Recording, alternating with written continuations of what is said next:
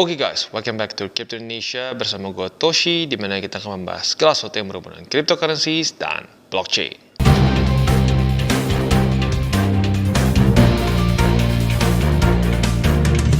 Oke, jadi pada hari ini kita akan membahas mengenai Ethereum. Karena ada beberapa yang nanya, Bang, Ethereum gimana nih? Belum dibahas lagi. Nah, jadi pada hari ini kita akan lebih bahas secara makronya. Ada TA-nya juga, tapi lebih fokus mungkin ke gimana nih setelah Ethereum merge. Apakah ada yang salah dengan Ethereum merge sehingga harganya turun dan lain-lain? Nah, kita akan bahas semuanya di video hari ini. Oke, jadi pada hari ini guys, kita akan bahas mengenai Ethereum. Lebih tepatnya Ethereum setelah the merge. Nah, tentunya ada beberapa pertanyaan. Biasanya ada dua nih.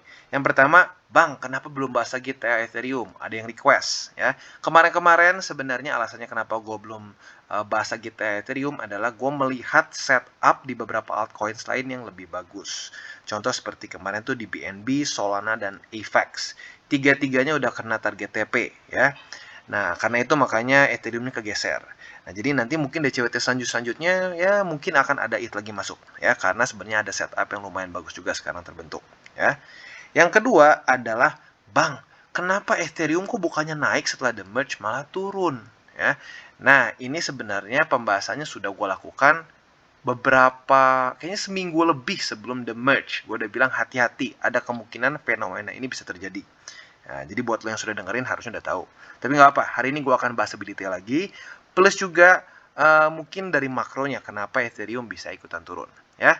Nah, pertama kita akan masuk dulu ke technical analysis. Tetapi, disclaimer dulu, ini gua rekaman tanggal 22 September.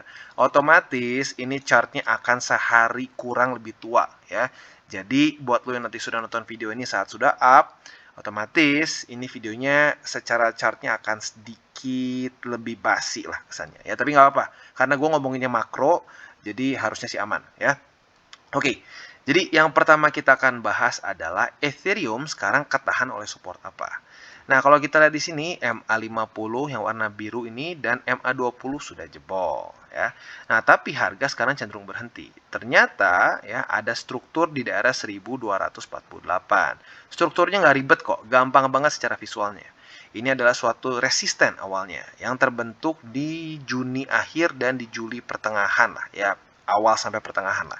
Jadi di sini double top dan pada tanggal 16 Juli dia berhasil tembus. Nah, seperti yang gue sudah sering katakan di DCWT, suatu resisten yang kuat seringkali bisa berubah menjadi support yang kuat juga. Nah, hari ini kita sedang retest apakah ini bisa benar-benar menjadi support atau tidak ya. Jadi, untuk pengambilan posisi long, kita harus tunggu sampai besok. Apakah, ya atau lebih tepatnya nanti kalau sudah upload ya harusnya udah kelihatan ya ini berhasil stay atau enggak ya. Jadi nanti saat kalian lihat chart, apakah si daily close ini yang tanggal 22 September ini di atas dari 1248 atau tidak. Kalau dia di atas dari 1248, nah lu bisa pertimbangkan untuk buka posisi long di besoknya ya tanggal 23 ya. Ya, tepatnya ya kalau by the time lu nonton video ini berarti sekarang ya tanggal 23. Kalau dia retest lagi berarti itu menjadi konfirmasi untuk buka posisi long. Nah, posisi long ini ya TP-nya di mana? TP-nya bisa pertimbangkan di MA20 yang ada sekarang di 1541. Otomatis nanti besok ya lo harus cek lagi ya. Otomatis dia akan berubah, kemungkinan besar akan sedikit turun ya. Jadi itu untuk technical analysisnya. Dan sekali lagi gue ingatkan ya, ini gue rekamannya tanggal 22, otomatis akan chartnya sedikit berbeda dibandingkan dengan nanti tanggal 23 saat video ini diupload ya. Nah, tapi lagi-lagi karena kita ngomonginnya makro gitu ya, jadi ya nggak terlalu ngaruh lah ya. Selanjutnya adalah kita akan melakukan pembahasan mengenai secara fundamentalnya. Apa yang terjadi dengan Ethereum? Katanya the merge. Ya, the merge kan katanya berita bagus untuk Ethereum. Tapi kenapa harganya malah turun? Ya, nah kita akan bahas sekarang. Tetapi sebelum kita bahas penjelasannya kenapa, kita akan dengar dulu pesan-pesan dari sponsor kita pada hari ini. Oke, today's video is brought to you by BingX. Tapi please jangan di-skip dulu karena BingX ada berita bahagia. Ya, bagi kalian yang mendaftar dengan link referral gua di bawah, kalian akan mendapatkan voucher sebesar 20 USDT yang kalian bisa pakai untuk trading di BingX. Ya, sekali lagi hanya dengan yang menggunakan link referral gua di bawah dan hanya terbatas untuk 100 orang pertama saja. Jadi buat kalian yang belum punya akun di BingX, ayo tunggu apa lagi? Tinggal kalian buka akun di bawah dan kalian tinggal KYC saja. Bisa mendapatkan 20 USDT dalam bentuk voucher. Ya.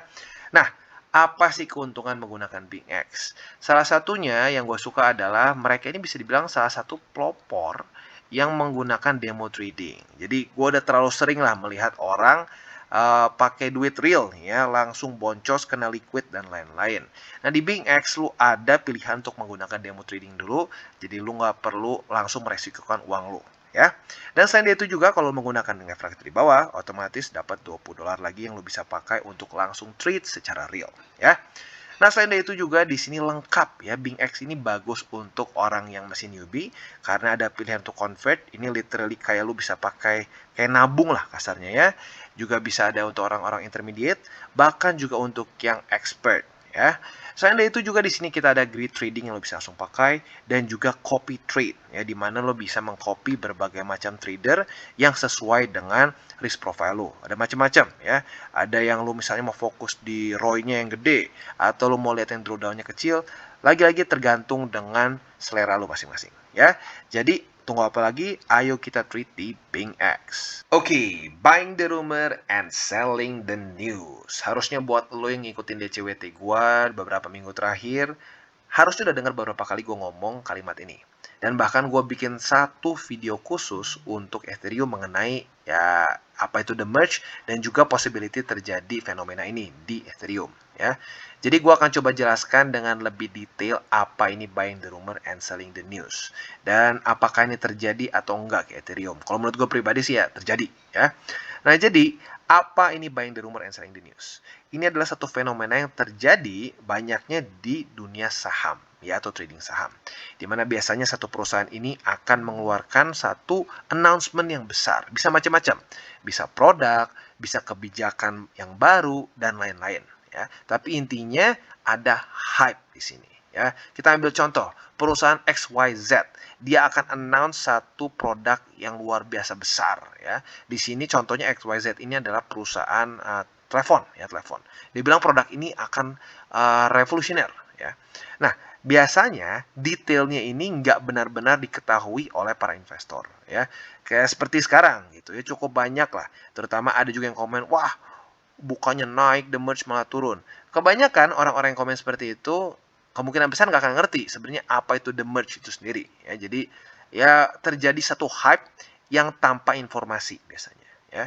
Nah, setelah dari situ yang terjadi adalah pain ya. Setelah rumornya nih harga mulai naik seperti di sini, ETH mulai naik, saat terjadi merge-nya malah drop ya.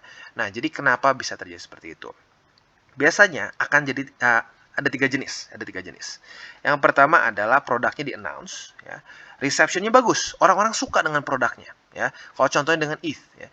ETH-nya launch, si merge ini launch dan tidak terjadi bug ya, berjalan dengan baik. Tetapi harganya tetap turun. Kok bisa? Kenapa bisa seperti itu? Nah, ini seringkali terjadi karena smart money gak mau ambil resiko ini ya. Jadi mereka membuat satu momentum ya, mereka cari momentum ini, tetapi nggak mau ambil resiko saat dia terjadi si newsnya ini sendiri ya. Jadi kadang-kadang walaupun hasilnya bagus, tapi tetap harganya turun. Ya, ini yang bisa dibilang terjadi di Ethereum.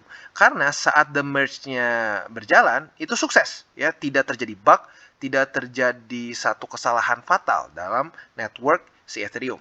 Ya, jadi bisa dibilang untuk Ethereum masuk ke skenario pertama ya. Nah, untuk yang kedua, produknya ini jelek ternyata ya. Saat dirilis ternyata produknya ini wah, masih error-error ya, atau misalkan banyak yang cacat, banyak yang di-recall. Nah, ini otomatis ya masuk akal lah harganya turun ya. Nah, yang ketiga, ini yang paling jarang terjadi ya, yaitu adalah produknya luar biasa sukses, ya, luar biasa sukses, semua orang suka dan harganya ngepump setelah itu, ya. Nah, lagi-lagi penekanan di sini adalah this is a pretty rare occurrence. Ini sangat jarang terjadi, ya. Jadi itu dia makanya kenapa gue bilang hati-hati, ya, hati-hati saat ETH merge, ada kemungkinan akan terjadi dump. Dan benar-benar terjadi. Walaupun sekali lagi penekanan gua tidak ada yang salah dengan the merge, ya. At least for now, ya. At least for now tidak ada permasalahan yang keluar, ya. Berhasil geser dari proof of work ke proof of stake dan bisa dibilang net issuance juga masih terus berkurang. Jadi everything's good, ya. Kalau kita mau cek di sini, kalau mau cek bisa di ultrasound.money, di mana kita bisa lihat perbandingannya simulasinya kalau dengan yang proof of work dengan proof of stake. Ini proof of stake, ya. Supply yang bertambah sejak proof of stake itu baru 4.700 ETH. Nah, sebelumnya kalau masih menggunakan proof of work itu masih akan peningkatannya sebesar 90.000. Jadi otomatis benar-benar pengurangan supply yang signifikan, ya, atau lebih tepatnya penambahan supply yang signifikan berkurang dari 4.700 ke 90.000, ya. Perbedaannya literally night and day. Nah, tetapi seringkali orang-orang yang invest dalam tanda kutip di sini nggak peduli dengan ini, pokoknya yang penting harga naik, ya. Jadi sekali lagi penekanan gue adalah the merge sukses, ya, tidak ada bug tertentu, ya. Kalau mulai cari-cari yang lain juga di sini bisa, ya, ada beberapa lagi simulasi dengan proof of work. Intinya issuance bagus, ya, berkurang dengan cukup signifikan dan berbagai macam hal lain. Nah, pertanyaannya, apakah ini hanya terjadi di Ethereum saja atau tidak? Ada contoh lain nggak sih di dunia cryptocurrency? Nah, contoh yang mungkin terkenal tapi sayangnya sudah cukup terlupakan juga adalah mengenai Gaugen, ya. Dimana Gaugen ini adalah satu event yang sangat di-hypein banget di 2021. Yaitu adalah saat Cardano, ya, mulai bisa mendapatkan smart contracts. Wow, itu banyak yang bikin simulasi Cardano bisa sampai, ada yang nggak kira-kira, ada yang bilang bisa sampai $100. Itu udah mimpi di siang hari lah. Tetapi intinya ada hype yang besar, sama seperti The Merge, ya. The Merge juga banyak yang bikin price prediction yang aneh-aneh, ya. Nah, lalu apa yang terjadi? Yang terjadi adalah harga drop. Kita lihat nih, ya. Jadi ini tepatnya adalah era Gaugen di hard fork Alonzo. Ini terjadi pada tanggal 12 September. Kita cek di sini harga ADA saat tanggal 12 September, ya. Kita cek di sini ADA USDT. Nah, kalau kita ambil chart yang lebih komplit sebenarnya itu ini udah naik lebih ekstrim, ya. Dulu tuh kayak berapa ya? Kalau nggak salah nyari $1,50, wah, pelan-pelan naik ke $3. Lalu kita lihat pada tanggal 12 September. Apa yang terjadi? Bahkan sebelum tanggal 12 September, harga sudah mulai turun. Guess what happened? Yang terjadi adalah buying the rumor and selling the news. Padahal pada faktanya hard fork Alonzo di era Gaugen ini berjalan dengan lancar, berjalan dengan baik. Ya, jadi lagi-lagi ini bukan hanya terjadi di Ethereum saja, tetapi terjadi juga di beberapa kasus lain seperti di hard fork dari Cardano dan juga terjadi di Polkadot saat pertama kali terjadi slot auction. Itu harga Polkadot naik dengan luar biasa, ya. Tapi apa yang terjadi saat sudah terjadi si slot auctionnya, harga dump lagi. Ya, jadi jangan kaget. Dan makanya kenapa gue bilang hati-hati, ada probability yang cukup besar akan terjadi suatu buying the rumor and selling the news, ya. Nah, sekarang kita udah pelajari fenomena ini. Gimana cara menghindarinya, ya? Kapan kita bisa kira-kira ini akan terjadi buying the rumor and selling the news atau hanya naik biasa saja? Nah, biasanya kita bisa lihat di sini. Cara paling gampang, ya, dan menurut gue salah satu yang paling efektif adalah kita lihat price action-nya. Jadi, saat mendekati ke tanggal itu, apakah harganya naik atau tidak, ya? Kalau harganya naik, ya, tanpa ada misalnya tanpa ada makro yang jelas kenapa naik, hati-hati. Probability untuk buying the rumor and selling the news-nya semakin besar. Nah, tetapi andaikan saat mendekati ke tanggal dan harga biasa-biasa saja, itu ada kemungkinan malah bisa pump setelah news-nya keluar, ya. Nah, tapi baik lagi, untuk ini bisa dibilang ada suatu hal yang cukup kita nggak bisa benar-benar tahu, ya. Makanya kenapa kalau gue pribadi lebih menjauhi trading the news, ya, karena trading the news itu biasanya terlalu sering terjadi manipulasi, ya. Jadi kurang lebih seperti itu penjelasannya kenapa Ethereum bisa terjadi drop yang signifikan saat the merge terjadi, ya. Dan selain dari itu juga diperparah dengan macroeconomics, ya. Kita tahu data CPI kemarin buruk, terutama core CPI, dan juga the Fed kemarin banget, ya, hasilnya juga nggak terlalu bagus, ya. Walaupun peningkatan interest rate-nya sesuai dengan forecast 0,75, ya, atau 75 BPS, tetapi statementnya masih cenderung hawkish. Ya, jadi Ethereum ini seperti kena double. Ya, yang pertama adalah fenomena buying the rumor and selling the news itu sendiri, dan yang kedua adalah macroeconomics yang nggak bagus. Ya, jadi kurang lebih seperti itu dan kita tutup video kita pada hari ini. Oke, jadi kesimpulannya seperti yang gue sudah katakan, beberapa DCWT sebelumnya, kayaknya seminggu atau beberapa minggu sebelum dari The Merge, gue udah bilang, hati-hati. Ada kemungkinan terjadi buying the rumor and selling the news. Seperti kondisi Cardano waktu hard fork sebelum fasilnya, apa gue lupa namanya ya. Gogen, ya. Nah, jadi sama seperti Cardano, tidak ada permasalahan sebenarnya ya. Ethereum juga tidak ada permasalahan, bahkan net issuance mulai turun. Ya, berarti supply ya mulai berkurang sebenarnya. Tetapi lagi-lagi market itu seringkali tidak logik. Ya, mereka nggak pakai logika. Mereka nyari momentum aja, udah terjadi ya itu. Makanya kenapa seringkali disebut sebagai buying the rumor and selling the news. Ya, jadi penekanan gue adalah secara fundamental Ethereum tidak ada yang salah, ya at least for now, ya. Nah, tetapi lagi-lagi ini mungkin bisa menjadi suatu ya silver lining, bisa menjadi satu tempat lagi untuk kita akumulasi. Yang penting kita berpikir untuk secara long term. Dan buat kalian yang belum nonton DCWT atau Daily Charting with Toshi, bisa klik di sini, dimana kita akan daily chart with favorite cryptocurrencies. Dan buat lo yang mungkin masih bingung cara baca chart, candles, dan hal-hal mendasar lain, bisa juga klik di sini, ada tutorials with Toshi. Dan buat lo yang ingin mendukung TCI, salah satu cara terbaik adalah menggunakan link reflektor di bawah. Dan jangan lupa juga untuk join Telegram group kita, dimana kita bisa ngobrol-ngobrol santai mengenai dunia cryptocurrency secara dua arah. So jangan lupa untuk like, subscribe, klik the bell icon, and see you on the next video.